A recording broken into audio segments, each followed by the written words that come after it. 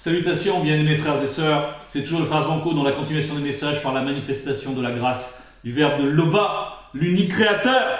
Donc, nous allons aujourd'hui, aussi par la permission de Zulu Lassan, le seul enseignant, toujours dans Kalatan Balé, aussi dans Kalatan Dimsi, aujourd'hui on va prendre Kalatan Dimsi.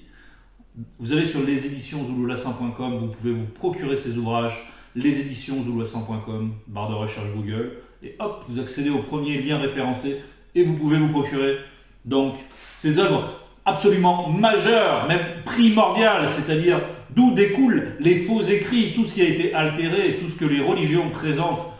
Eh bien, ils ont puisé dans cet écrit originel et ils ont modifié, ils ont altéré et ils ont trafiqué et ils ont introduit des fausses doctrines, des doctrines de démons, où là où il y a de l'esclavage, toutes sortes d'iniquités, des sacrifices, on verse le sang des animaux. C'est la cruauté qui est enseignée dans les religions parce qu'ils ont une mauvaise doctrine. Ils ont les semences de Satan qui sont partout dans leur doctrine. Et ils cultivent ça. Et ils adorent ce qu'ils ne connaissent pas. Mais nous adorons Loba, l'unique créateur. C'est le Père. Et bon, il est bon de le rappeler. Gloire à Loba. Donc, aujourd'hui, on va dans John Guisset. John Guisset, ça va correspondre à oser dans les Bibles falsifiées. John Guisset, et c'est titré le passage de John Guisset, menace et délivrance. Menace et délivrance. Donc, il y a la menace et il y a la délivrance. La menace, c'est un avertissement. C'est quand on cherche à avertir quelqu'un de ce qui peut se passer s'il continue à suivre un chemin qui est déclaré mauvais par le Verbe. Mais, si on revient de ce mauvais chemin, si on se détourne de ce mauvais chemin, alors il y a la délivrance qui en résulte. N'est-ce pas ? C'est bon de saisir cela avant de voir le passage d'aujourd'hui qui est « Tu as perdu ton innocence ». Tu as perdu ton innocence. Ici, donc, John Guisset va ouvrir la bouche sous l'inspiration du Verbe de Loba. Et donc, ici, il est dit « Tu as perdu ton innocence ». Qu'est-ce que cela veut dire ? On va le voir. C'est que tu as cheminé et tu as perdu quelque chose d'essentiel, cette innocence. On va voir au verset 1. Quand tu... entre parenthèses, ton esprit. On voit la précision dans Kalatan Dimsi, là c'est quand c'est ton esprit, était jeune, avant de perdre ton innocence, entre parenthèses, par ton âme. Mutatedi t'aimer. Mutatedi, c'est l'entité qui guide et qui introduisent les initiés et qui guide. Donc, elle guide. On t'a montré un chemin, mais tu t'es détourné de cela.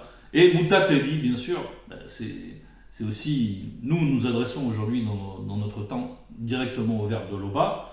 Eux, ils avaient, dans ce temps-là, les initiés, eux, s'adressaient souvent aussi à Mutatedi. Voilà. Parce qu'il avait ce rôle-là de guide. Et il l'a toujours. Mais aujourd'hui, nous adressons directement à Loba par son Verbe. Toujours est-il, ici, ce qui nous est dit, c'est quand ton esprit était jeune. On nous parle d'une jeunesse et d'une innocence. Une jeunesse, il y a quelque chose de primordial. Et cette jeunesse, c'est pas une jeunesse, c'est pas quand on était enfant. Non, c'est le moment où on a été restauré en tant que non-initié gracié. Ce moment-là, qui correspond au premier amour, lorsqu'on a entendu les révélations de Zulu Lassan, lorsque notre conscience a été émerveillée, illuminée par ces révélations qui nous a été donné de comprendre par le renouvellement de notre intelligence. C'est ça, le renouvellement, c'est-à-dire, c'est la jeunesse de l'esprit qui est précisée là. Et c'est aussi, cette innocence, le premier amour. C'est la manière dont on a été profondément bouleversé par le fait que Zulu Lassan nous a enseigné la juste doctrine. La juste doctrine. Une pure vérité, inattaquable, et qui faisait... en même temps, qui fait honte aux religions, parce qu'on voit qu'elles sont grévées d'erreurs, de contradictions, de toutes sortes de choses complètement illogiques, que même un enfant ne peut pas accepter comme ça, parce qu'il a la logique suffisante pour se dire « mais c'est n'importe quoi ». Sauf s'il est influencé, bien sûr, par ses parents. à rentrer en religion. Donc, on a parlé du premier amour, on va aller dans Baby Sedi. Baby Sedi 2, versets 5 et 6. Baby Sedi 2, versets 5 et 6. Pour parler de ce premier amour. Qui est donc fondamental. Qui correspond donc à cette jeunesse, à cet état d'esprit. Donc, il est dit ici, mais ce que j'ai contre toi, c'est que tu as abandonné ton premier amour et ton premier combat. C'est-à-dire qu'avec ce premier amour, il y a aussi l'ardeur du combat qui vient de cet amour.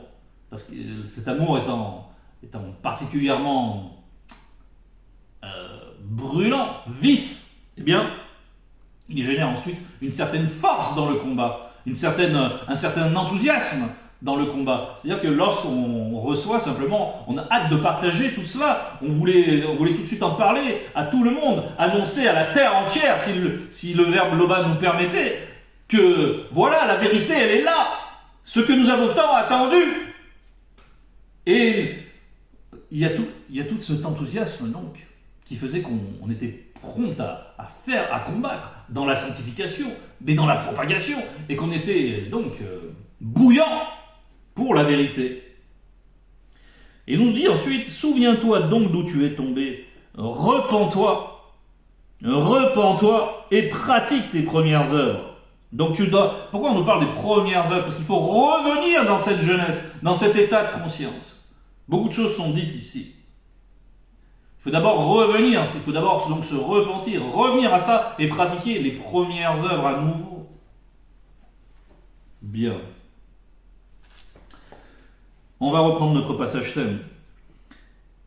Mais tu as perdu ton innocence, entre parenthèses, par ton âme qui s'est attachée à la conscience de ton corps livré à lui-même, virgule. Et tu, esprit, entre parenthèses, l'esprit donc, et tu t'es éloigné de la source naturelle, de la source, avec un S majuscule, naturelle. Cette source, bien sûr, c'est le verbe de Loba. Tu t'es éloigné. Donc, ce qui s'est passé, c'est qu'il y a eu un détachement. Il y a eu un décrochage. Parce que l'âme, elle s'est attachée à autre chose.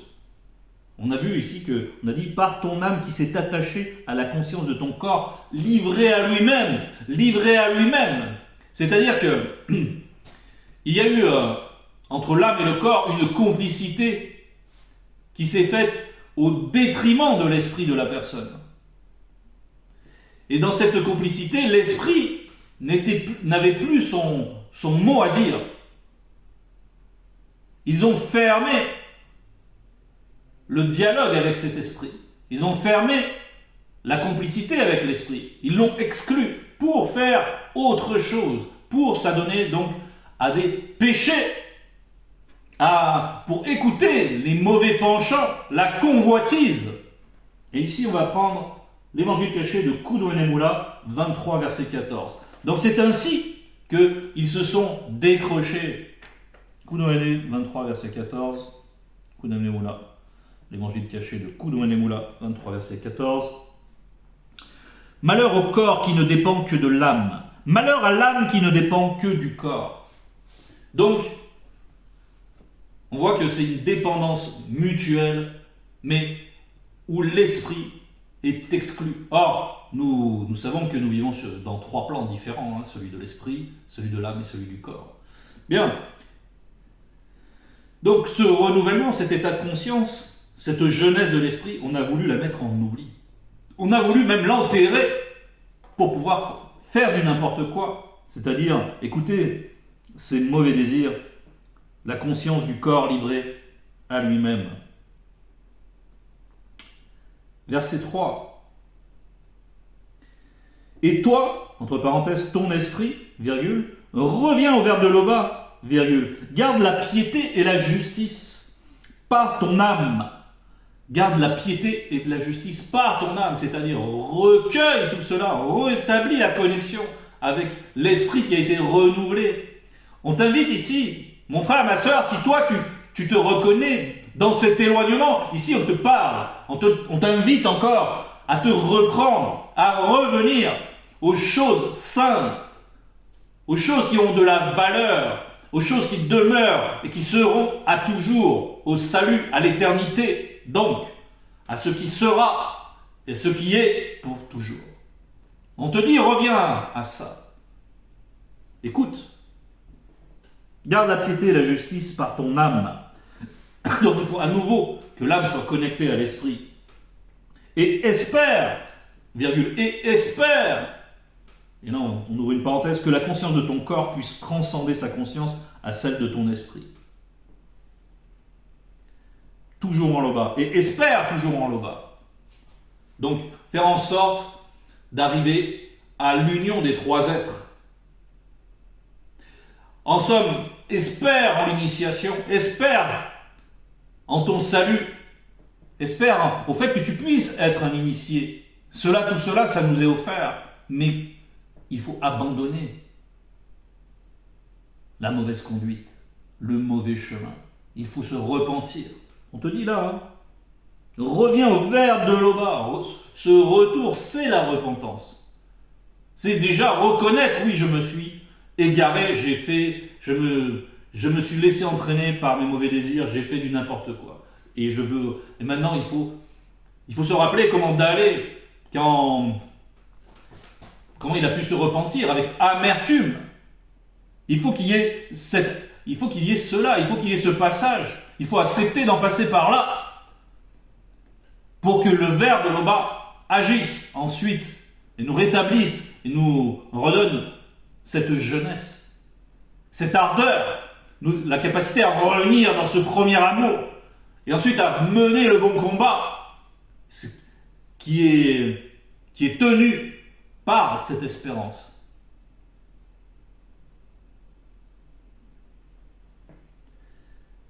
Garder la piété et la justice. Il n'y a pas de spiritualité sans cela.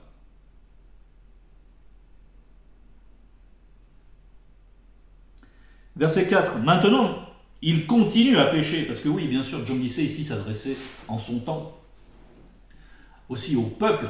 Donc, il était là pour tout le peuple. Mais nous, ce passage, il nous parle à nous, bien sûr, dans notre marche. Maintenant, ils continuent à pécher, ils se font avec leur argent des images en fonte, virgule, des idoles, statuettes représentant différentes espèces de démons, des idoles de leur folie. Toutes sont les œuvres des artisans. Donc on voit ici qu'il y a une bifurcation. Il y a ceux qui vont accepter là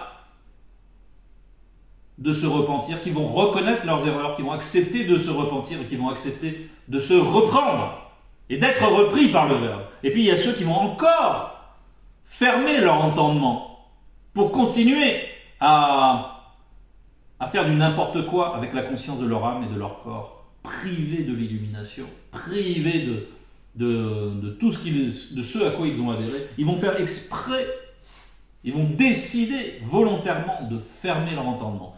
Et ils vont glisser encore un peu plus dans le n'importe quoi. Ils vont faire ce choix et ils passent un cap. C'est-à-dire que maintenant, ils vont quitter carrément la spiritualité. Ils vont abandonner ce chemin pour continuer à faire du n'importe quoi. Et ils vont se trouver, ce que va représenter ici, ces idoles. Ça va représenter aussi les mauvaises doctrines, les religions et tout. Ils vont retourner écouter d'anciens prêcheurs qu'ils écoutaient avant, des choses de n'importe quoi, des balbutiements vraiment de misère logique, de misère intellectuelle, de misère spirituelle. Ils vont aller se nourrir à nouveau des excréments spirituels, parce que les idoles ici, ce sont déjà les idoles qu'ils ont acceptées dans leur cœur, celles qui sont liées à leur péché, et tous les démons qui sont liés et qui les encouragent dans leur péché, c'est autant d'idoles ensuite qu'ils vont aller trouver à l'extérieur. Ils vont trouver des justifications pour leurs mauvais penchants.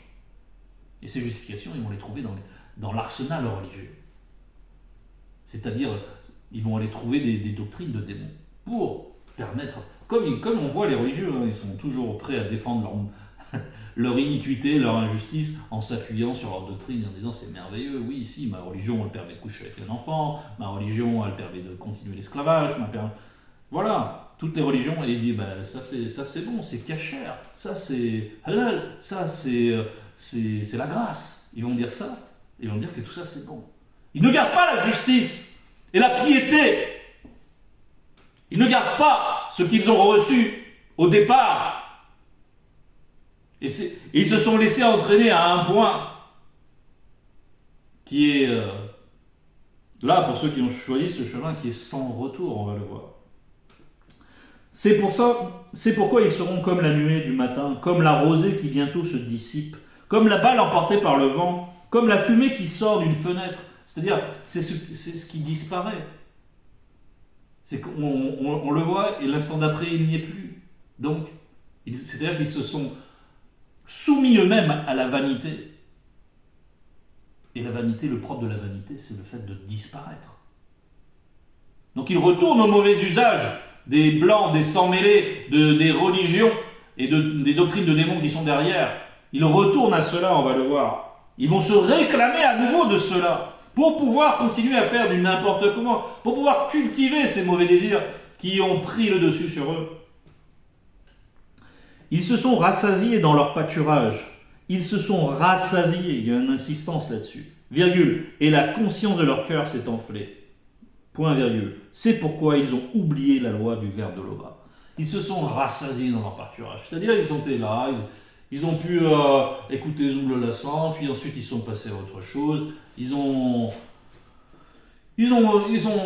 commencé à être plus centrés sur la jouissance matérielle, se disant que j'ai reçu spirituellement, maintenant c'est bon. Et puis ils se sont laissés aller. Il y a eu une indolence, il y a eu un endormissement, il y a eu une tiédeur. Ce qui était ardent au départ s'est amoindri. Et puis dans cette tiédeur, on a commencé à s'octroyer de faire un peu du n'importe quoi pour jouir des choses de ce monde. Bon, il y a donc un processus comme ça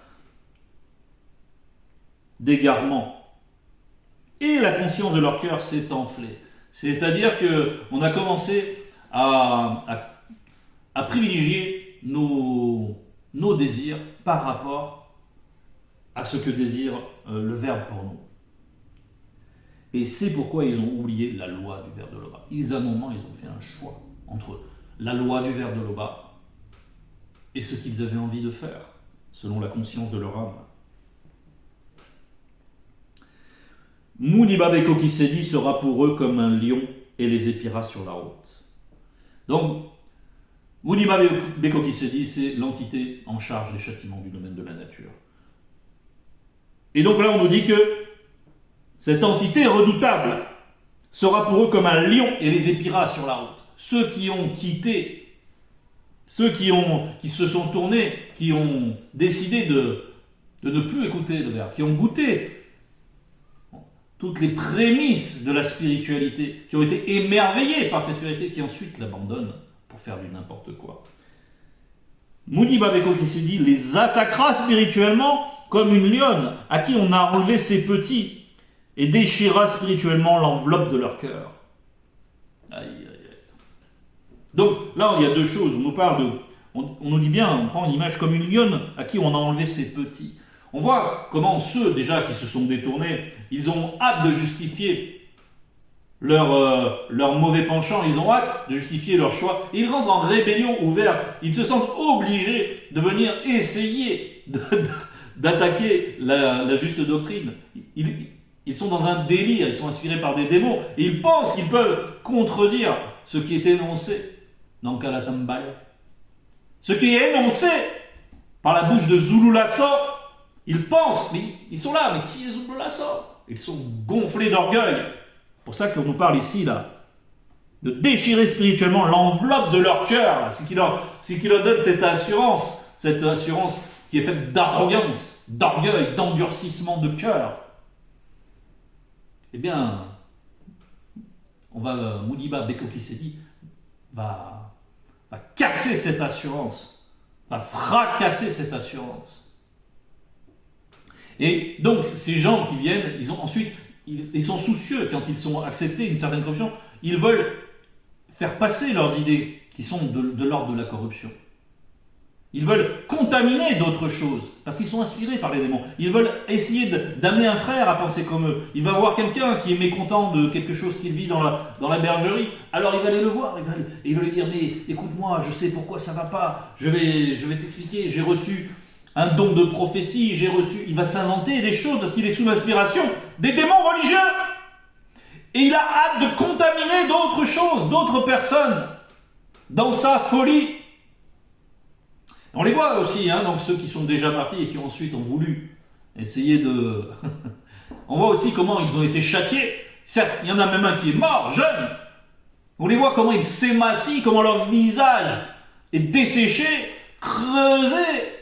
On voit comment même sur le plan du visible, ils sont en train de se vider de leur substance. C'est pour ça. Et on voit bien, donc, cette propension. C'est pour ça qu'on nous parle d'une lionne à qui on a enlevé ses petits. C'est-à-dire que là, on veut préserver, on veut faire en sorte que ces personnes ne contaminent pas d'autres non-initiés graciés, qui n'entraînent personne dans leur chute.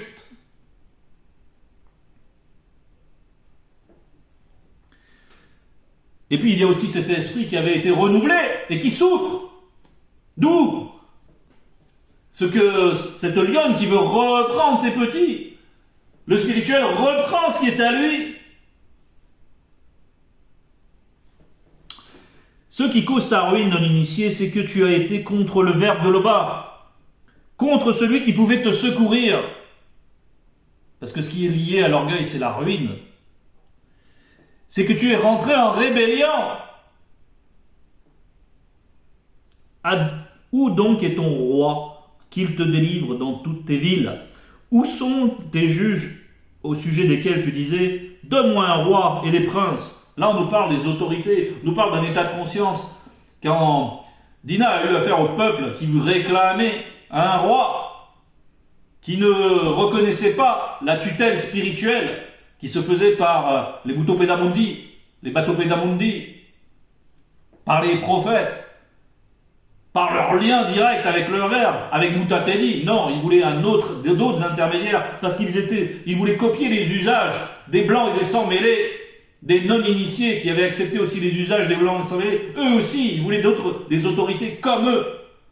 C'est-à-dire, c'est un penchant charnel qui les a amenés à faire ça. Et ils se revendiquent de certaines autorités. Et ils vont contester l'autorité spirituelle. Aussi, dans la bergerie, il y a des autorités, il y a des gens qui ont été placés. Ils sont là ils ont un mandat reçu directement de Zululassan, autrement dit du verbe de Loba. Mais on ne veut pas reconnaître cette autorité. On veut chercher d'autres autorités. À quoi bon? Si ce n'est pour rentrer encore plus en rébellion. Au lieu de rentrer en vous-même, lorsque vous avez ces choses-là qui vous animent, au lieu de rentrer en vous-même, dans l'introspection, dans la reconnaissance de vos péchés, vous préférez remettre en cause les autorités établies spirituellement. Et maintenant donc, on va chercher des autorités ailleurs. Là, il y a un décrochage qui fait qu'on va aller chercher d'autres autorités. On va s'en remettre à nouveau à des pasteurs, à des autres pseudo-autorités religieuses. Tout ça pour toujours permettre de continuer à se justifier dans le n'importe quoi. Le non-initié sera puni par Mounibabeko qui se dit parce qu'il s'est révolté contre le verbe de Loba. C'est tout. Mais on nous a dit là, menace et délivrance. Menace et délivrance. Donc toi, mon frère, ma soeur, si tu penses que tu as pu aller dans ces chemins-là, que tu as pu ou que tu as pu écouter quelqu'un qui allait dans ce chemin-là, reviens maintenant de tes mauvais penchants, de ta mauvaise conduite. Reconnais que si tu as pu prêter attention à une contamination, des démons religieux, c'est que déjà, toi-même, tu avais accepté de faire du n'importe quoi, de te détourner des lois du verbe de Loba, que tu as péché. reconnais-le. Humilie-toi. Humilie-toi. Mais ne t'endurcis pas, au contraire. Humilie-toi. Laisse-toi guider à nouveau par le verbe de l'Oba. Retourne dans cette symbiose avec les lois du verbe de l'Oba. Retourne dans cet état de conscience, dans cette transcendance. Pourquoi t'abaisser à des choses qui ne servent à rien? Pourquoi les cultiver au point de ne plus te souvenir même de ce que tu as reçu au départ? Reviens à cette innocence.